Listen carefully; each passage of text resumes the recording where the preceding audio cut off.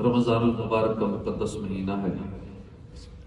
کامل ایمان والوں کے یہ 4 اوصاف اپنا لینے کا بہترین موسم ہے۔ پورا ماہ رمضان خوف اور امید کی ملی جلی کیفیت میں گزاریں۔ افطار کا جب وقت ہو،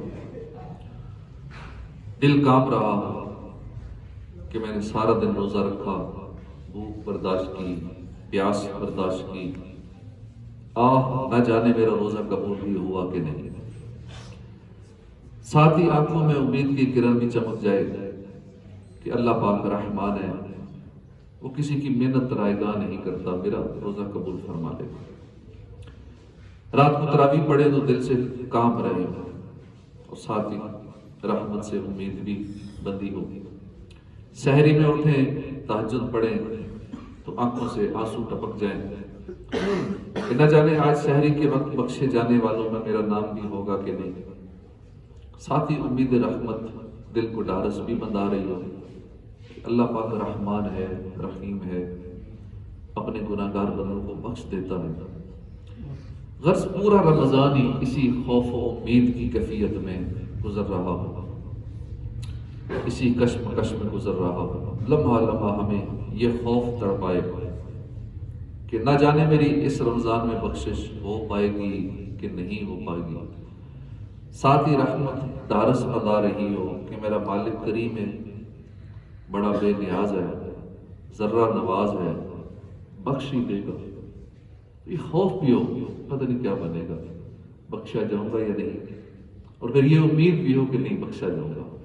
اس نے موقع دیا ہے تو بخشنے کے تو بہانے تلاش کرتا ہے۔ مجھے تو رمضان پھر عطا فرمایا، سحری افطاری میں کتنے بخشے گئے، ہر جمعے کو کتنے بخشے گئے، آخری رات کتنے بخشے جائیں گے، عید کے دن کتنے بخشے جائیں گے، تو کہیں نہ کہیں میں ایڈجسٹ ہو ہی جاؤں گا، اللہ کرم فرمائے گا۔ تو اسی کیفیت میں ہمارا رمضان گزرنا چاہیے۔ میں رحمت مغفرت دوزخ سے آزادی کا سائل ہوں، ماہ رمضان کے صدقے میں فرما دے کرم مولا۔ ایسے ہی ماہ رمضان راہ خدا میں خوب خرچ کرنے کا مہینہ ہے۔ پیارے آقا مکی مدنی مصطفیٰ صلی اللہ علیہ وسلم سخیوں کے سخی ہیں۔ آپ کی سخاوت کا اندازہ کون لگا سکتا ہے؟ اسی در کی سخاوت سے سارا زمانہ فیض پا رہا ہے، اس کے باوجود کہ عام دنوں میں بھی آپ کی سخاوت کی کوئی انتہا نہیں۔ ماہ رمضان میں حضور صلی اللہ علیہ وسلم کا دریائے سخاوت اور جوش پہ آ جاتا تھا۔ کاش ہم بھی ماہ رمضان کامل ایمان والوں کا یہ وصف اپنائیں، خوب سخاوت کریں، دل کھول کر راہ خدا میں خرچ کریں۔ پہلے جتنا راہ خدا میں خرچ کرتے تھے، رمضان میں اس سے بڑھ کر دیں۔ ہمارے معاشرے میں غریبوں کی کمی نہیں، کتنے یتیم ہیں، مسکین ہیں، غریب بیچارے ایسے ہوں گے جن کی سحریاں افطاریاں پانی سے ہو رہی ہوں گے، کھجور خریدنے کی بھی ہو سکتا ہے طاقت نہ ہو۔ پھر ماہ رمضان کے ساتھ ہی عید بھی تشریف لے آتی ہے، بیچارے غریب اچھے انداز میں روزے رکھ پائیں، سحری افطاری میں ان کا بھی دسترخوان سجے، انہیں بھی اللہ کی پیدا کردہ نعمتیں کھانے کا موقع ملے، پھر عید بھی اچھے سے گزار سکیں۔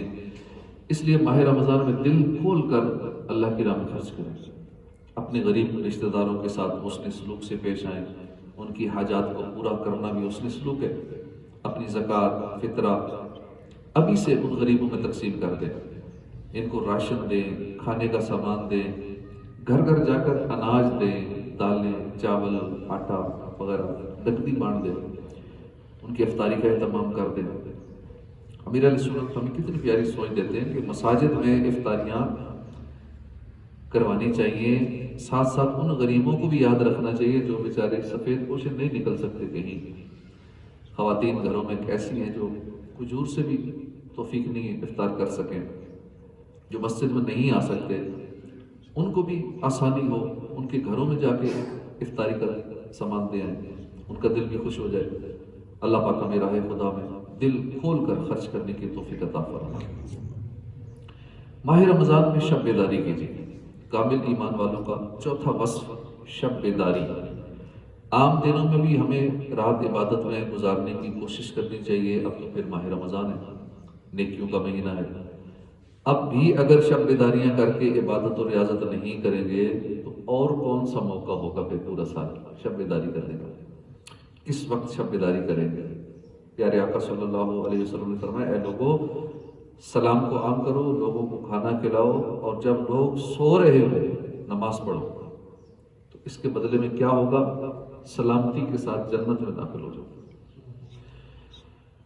ایک حدیث پاک میں ہے، میری امت کے زیادہ شرف والے لوگ اہل قرآن اور اصحاب اللیل، یعنی رات کو عبادت کرنے والے ہیں.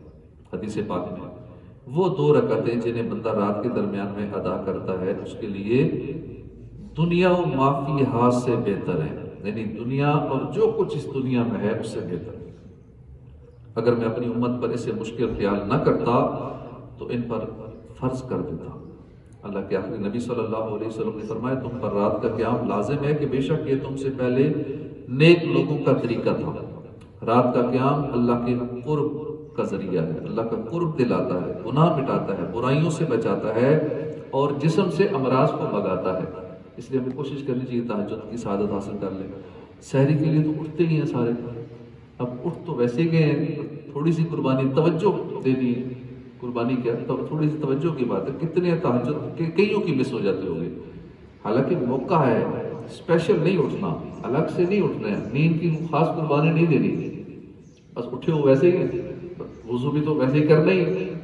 2 رکعت 2-4 منٹ دے دیتے ہیں دعا کے لیے اور 2 رکعت ادا کرنے کے لیے. اس وقت کی جو دعا ہوگی تہجد کے بعد اللہ کی بارگاہ میں گڑ گڑا کے اپنے گناہوں کی معافی مانگنے کی، اور جو سوال کیا جائے اللہ پاک پورا فرماتا ہے. ہمیں کوشش کرنی چاہیے، اگر پہلے اس میں سستی ہوتی تھی کوشش کریں صبح سے ہی تہجد شروع کر دیں. شب بیداری یہ اہل عشق و محبت اولیاء اللہ کا طریقہ ہے. ہمارے اسلاف بزرگان دین اللہ کے نیک بندے پوری رات عبادت میں گزارا کرتے تھے. حضرت حماد بن نبی سلیمان فرماتے ہیں، امام اعظم ابو حنیفہ ساری رات جاگ کر عبادت فرماتے تھے اور کاروبار بھی کرتے تھے، بزنس بھی کرتے تھے اور راتوں کو جاگتے تھے. حضرت ثابت بنانی رحمۃ اللہ علیہ 50 سال مسلسل شب بیداری کرتے رہے. جب سحری کا وقت ہوتا تو یوں دعا کرتے، اے اللہ پاک اگر تو نے اپنی مخلوق میں سے کسی کو قبر میں نماز ادا کرنے کا شرف عطا فرمایا ہے تو مجھے بھی عطا فرما. اللہ پاک نے آپ کی دعا قبول فرمائی. آپ کی قبر سے تلاوت کی آواز آیا کرتی تھی. حضرت رابعہ بصریہ نے 50 سال ایسے گزارے کہ کبھی تکیے پر سر نہ رکھا. آپ ساری رات نماز پڑھتی رہتی. جب فجر کا وقت قریب ہوتا تھوڑی دیر کے لیے مصلی پر لیٹ جاتی، پھر بیدار ہو کر کہتی، اے نفس تو کتنا سوئے گا اور کب جاگے گا. عظیم تابعی حضرت اویس قرنی کی عادت مبارکہ تھی، آپ رات کو کھڑے ہوتے اور کہتے آج قیام کی رات ہے. پوری رات قیام میں گزار دیتے. اگلی رات آتی پھر کہتے آج رکوع کی رات ہے، پوری رات رکوع میں گزار دیتے. تیسری رات آتی کہتے آج سجدے کی رات ہے، پوری رات سجدے میں گزار دیتے. اس طریقے سے عبادت کا سلسلہ کیا کرتے. یہ ہیں اللہ کے نیک بندے، یہ دن رات عبادت پر کمر بستہ رہا کرتے. ایک ہم ہیں، اب ماہ رمضان ہے، عبادت اور ریاضت کا موسم بہار ہے. ہم اس میں بھی عبادت نہیں کر پاتے.